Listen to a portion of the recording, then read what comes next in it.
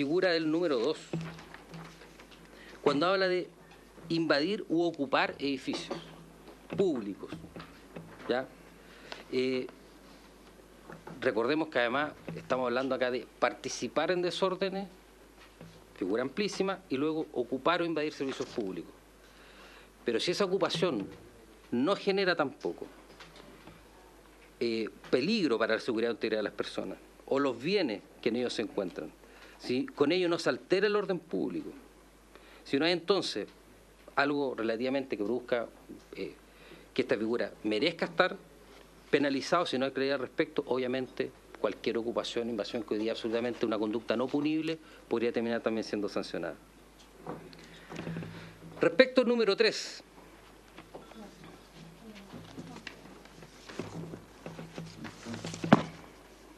el número 3, ¿no es cierto?, habla de impedir o alterar la libre circulación de las personas o vehículos por puente o calle.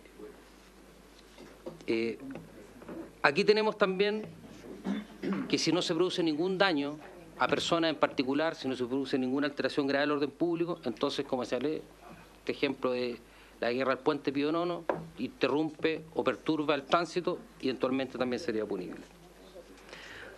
Respecto al número 4, el número 4 habla de atentar contra la autoridad o su agente en los términos 261, 262. ¿Cuál figura va a regir? ¿Esta o la del 262? El número 5, nuevamente tenemos un problema con la definición de fuerza de violencia en relación con los daños. Y finalmente, quisiera señalar que en relación al número 6, tenemos nuevamente un problema también con la amplitud de la figura.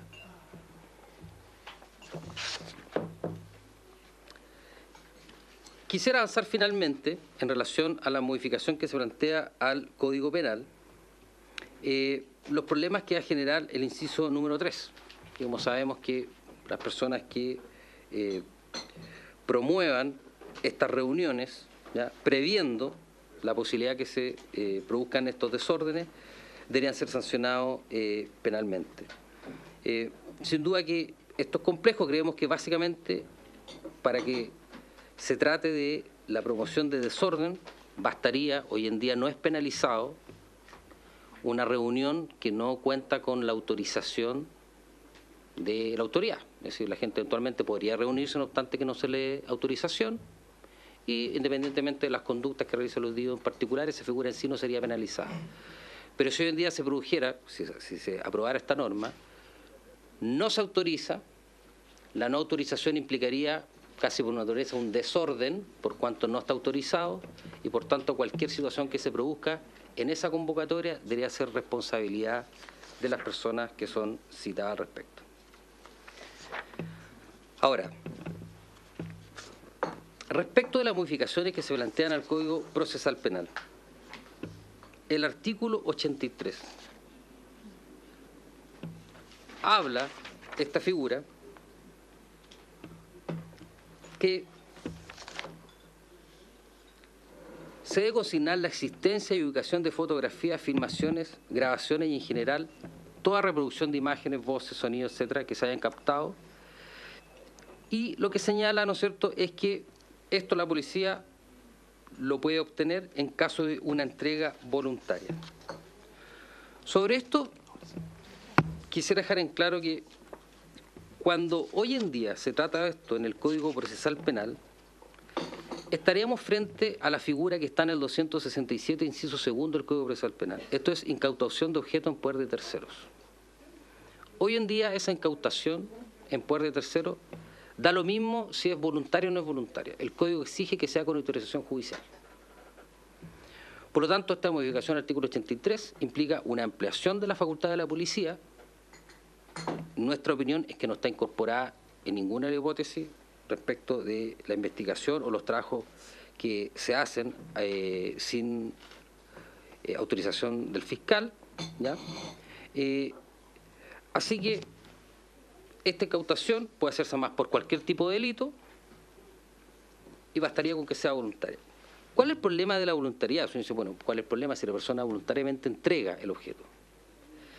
El problema es que precisamente, al no estar ahora tratado como una incautación de objetos en poder de tercero, no se le aplican las normas de incautación. Hoy en día, para incautar un objeto que está en poder de tercero, se debe hacer un inventario, una cadena de custodia, una firma y una autorización. Nada de eso se contempla aquí. Por lo tanto, la pregunta es, ¿dónde o cómo va a constar que la entrega fue voluntaria? Y eso sin duda va a generar un problema de prueba relevante. Obviamente, no va a quedar constancia en ningún lado que es voluntaria, no hay ninguna exigencia al respecto, y la policía va a quedar con estos medios de prueba que estarían en poder de terceros. Ahora, el otro problema que nosotros vemos en relación a esto es que en general la práctica ha ido demostrando que con más frecuencia estos medios de grabación de objetos se utilizan para control de la función de los organismos policiales. Es decir, por un lado se guardan y se registran desórdenes y otros atentados, pero por otro lado también la misma ciudadanía lo utiliza como control y vemos a veces noticias, ¿no es cierto? Hay ciertas situaciones de la policía que se controlan también a través de las grabaciones. Y por tanto también se puede producir un efecto no deseado y no esperado que se puedan de esa manera obtener grabaciones o filmaciones que pueden estar en poder de terceros, que sirven también para hacer un control de la policía y que en definitiva no puedan ser obtenidos. Señor presidente, brevemente algunas otras observaciones, especificaciones, realizarán, como se Claudio Castelletti y don Claudio Fierro. Para reforzar lo que acaba de decir el Defensor Nacional, en cuanto a que el fundamento del proyecto señala que este tipo de actuaciones han quedado impunes. Eso yo creo que el fundamento del proyecto es que todas las movilizaciones que han ocurrido particularmente durante el segundo semestre del año 2011, señala que han quedado impunes.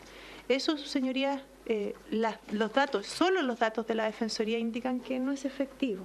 ¿Ah? Las personas que ingresan al sistema penal, o más bien las personas a quienes se les imputa un delito en el sistema penal por estos delitos, tienen sanción, o más bien, tienen una consecuencia penal.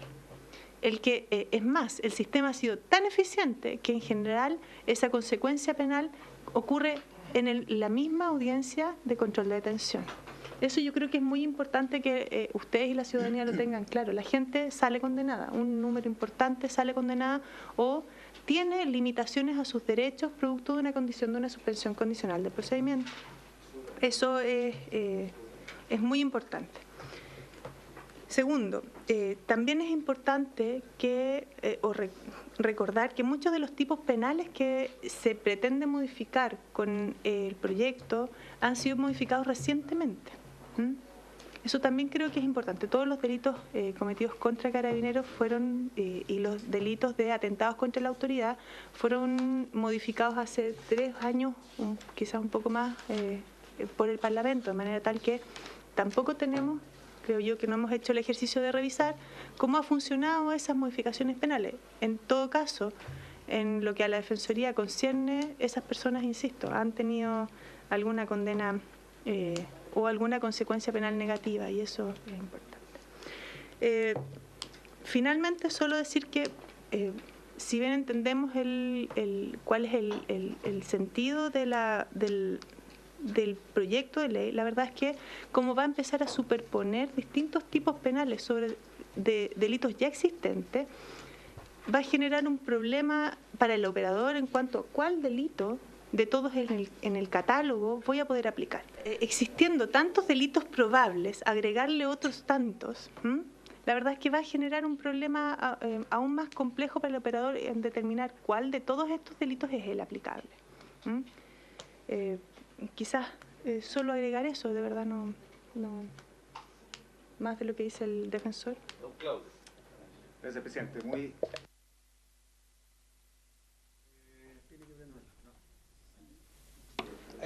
Ahí sí.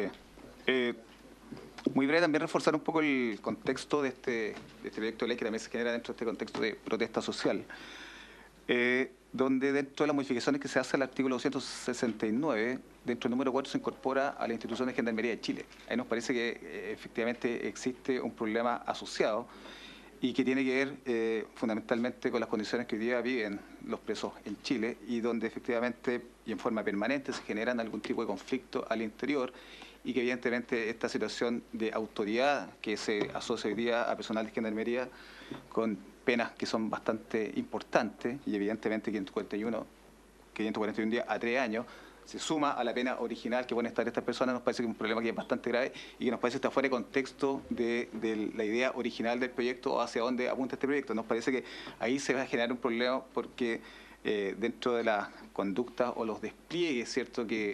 O la conducta desplegada por algunos de los sujetos activos, está de echar mano, ¿cierto? Esta figura o esta descripción literal que contempla la norma en proyecto, ciertamente va a generar algún tipo de controversia al interior de las cárceles, dado el contexto que se genera en las cárceles, y nos parece que el contexto por el cual fue pensada esta modificación, evidentemente no tiene ninguna relación con lo que pasa dentro de las cárceles versus lo que está pasando fuera de las cárceles, que evidentemente la protesta social se genera fundamentalmente en las calles. Nos parece que es un punto que va a generar controversia y nosotros como defensores penales públicos, donde nuestra función también está de cautelar los derechos y los intereses de las personas que están cumpliendo condena y también de las personas que no están cumpliendo condena, nos parece que bastante puede ser controversial esta situación que se está generando, que se puede estar discutiendo. Quizás eso puede ser.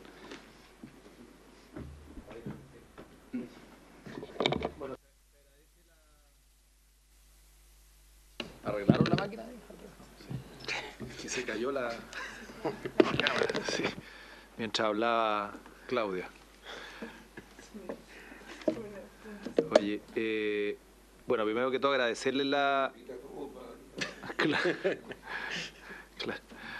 Oye, agradecerles la presentación, los planteamientos. Yo creo que antes de darle la palabra a don Enrique, sería bueno ofrecer la palabra a ustedes, diputados, diputadas, por si quieren hacerle alguna pregunta al defensor y... Ha sido muy claro respecto a la calidad del proyecto, presidente, así que no es necesario. Usted nunca va a hacer visita en esta comisión, diputada. El otro año vuelve, ¿eh? En gloria y majestad. Tiene la palabra. Ese. Me parece interesante las observaciones que hace el señor defensor nacional y obviamente entiendo que el rol de ustedes es justamente defender a las personas que están, ¿no es cierto?, en conflicto con la justicia. Por lo tanto, presumo, aunque no deberían haber presunciones según el nuevo Código Procesal Penal, que este proyecto evidentemente apunta justamente a mayores condenas para quienes ustedes defienden.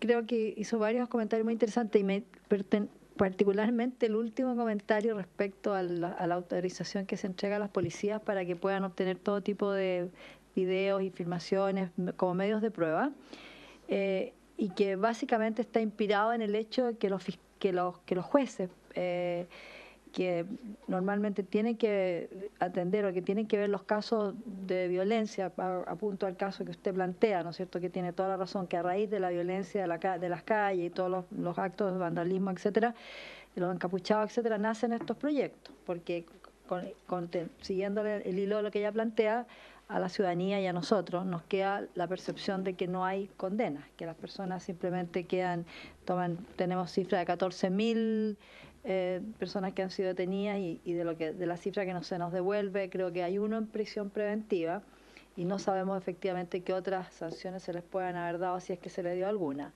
Pero en ese sentido, la razón de solicitar estas pruebas justamente porque los jueces dicen que no hay pruebas, que no hay suficiente prueba, por lo tanto quedan en libertad y quedan sin ninguna sanción. Pero también me parece interesante el punto que hace el fiscal nacional en el sentido de que esto puede tener un doble efecto, que obviamente si va a ser para un grupo de personas debiera ser también para el otro. Y en ese sentido podría ser complicado porque hay de lo que yo percibo, hay una verdadera persecución por tratar de justamente en las marchas, en las manifestaciones, de buscar carabineros cometiendo algún error o alguna mala acción respecto a las personas que son detenidas. De hecho, yo he escuchado, por ejemplo, de parte de alguna gente que ha estado en la calle, carabineros que están en la calle, que la prensa está encima de ellos con una cámara todo el tiempo, tratando justamente de obtener alguna toma en que pudieran ser cuestionados en su accionar.